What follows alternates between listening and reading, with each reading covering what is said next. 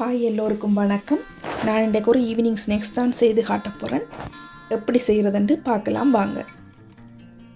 3 medium size உருளைக்கிழங்கு எடுத்து அதை தோல் சீவி கேரட் உறைஞ்சிறதால துருவி வச்சிருக்கிறேன். கூடவே ஒரு பெரிய வெங்காயத்தையும் சின்னனா வெட்டி வச்சிருக்கிறேன். அது ரெண்டுக்குள்ளேயும் இப்போ நான் கொஞ்சமாக உப்பு போட்டு ஒரு 5 தொடக்கம் 10 நிமிஷம் ரெண்டையும் ஊற விட போகிறேன். என்னென்னு சொன்னால் ரெண்டும் தண்ணி விடும். அப்போ அந்த தண்ணியை புளிஞ்செடுக்கிறதுக்காண்டி ஊற விட போகிறேன்.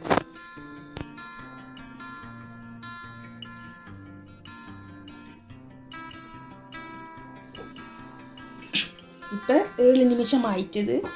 நாங்கள் உருளைக்கிழங்குலேருந்து தண்ணியை புளிஞ்செடுத்து இன்னொரு பாத்திரத்துக்கு உருளைக்கிழங்கை மட்டும் எடுப்போம்.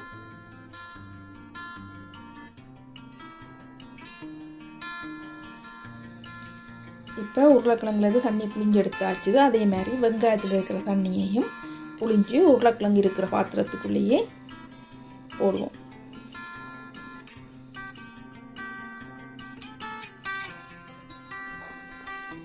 இப்போ இதுக்குள்ளே ஒரு கரண்டி மஞ்சள் தூள், ஒரு கரண்டி சீரகத்தூள், சின்னனா வெட்டின கருவேப்பிலை,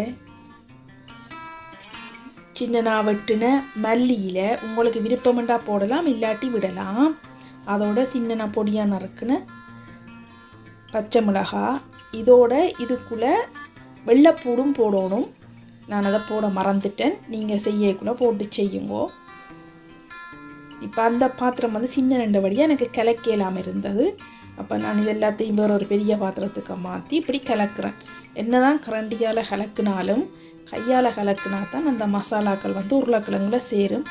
அப்போ நல்லா கலந்துட்டு இப்போ இது அந்த ஒட்டுற பதம் பாரத்துக்காண்டி வடை செய்தால் அந்த ஒட்டி பிடிக்கணும். அதுக்காண்டி கொஞ்சமாக கடலை மாவு சேர்த்து கலக்கிறேன். கொஞ்சமாக சொல்லிட்டு 1/4 கப் கடலை மாவு சேர்த்துனான். நான் கடலை மாவு சேர்த்து கலக்கிறேன். உங்கள்கிட்ட கடலை மாவு இல்லையென்று சொல்லி சொன்னால் நீங்கள் கோதுமை மாவு சேர்த்து கலந்து இப்படி நல்லா பிரட்டி எடுக்கணும். எல்லா பக்கமும் பிரட்டி எடுத்தால் தான் உருளைக்கிழங்கும் கடலை மாவும் சேரும், இல்லாட்டி கோதுமை மாவும் சேரும். சேர்ந்தால் தான் அது வடை பிடிக்கிறதுக்கு அந்த பதமாக வரும். சேர்த்துட்டு இப்படி நல்லா மட்டும் அதை இப்போ ஃபுல்லாக கலந்தாச்சுது.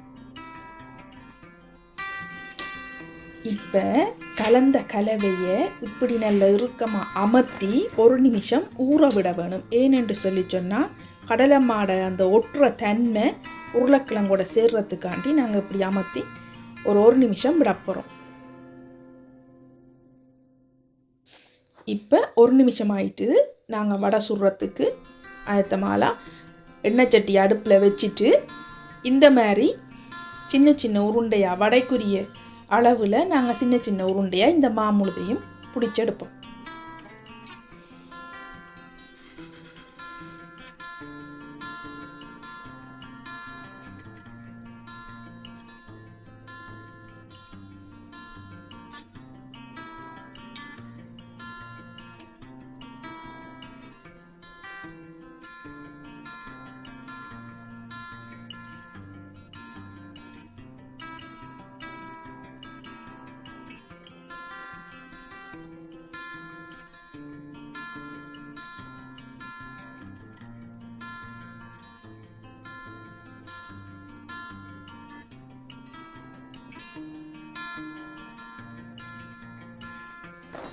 எல்லா மாவும் உருண்டை பிடிச்சி எடுத்தாச்சுது.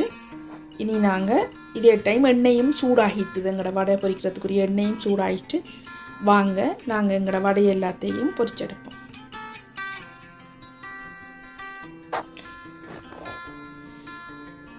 ரெண்டு பக்கமும் பொன்னிறமாக வார மாதிரி அடுப்பை சிம்மில் வச்சு எங்களோட வடையில் நாங்கள் பொரிச்செடுப்போம். நீங்களும் இதை ட்ரை பண்ணி பார்த்துட்டு உங்களுக்கு பிடிச்சிருந்தா லைக், ஷேர், கமெண்ட் பண்ணுங்கோ. கூடவே என்ற சேனலை சப்ஸ்கிரைப் பண்ணவும் மறக்காதீங்கோ. அடுத்த வீடியோவில் சந்திப்போம். பாய்.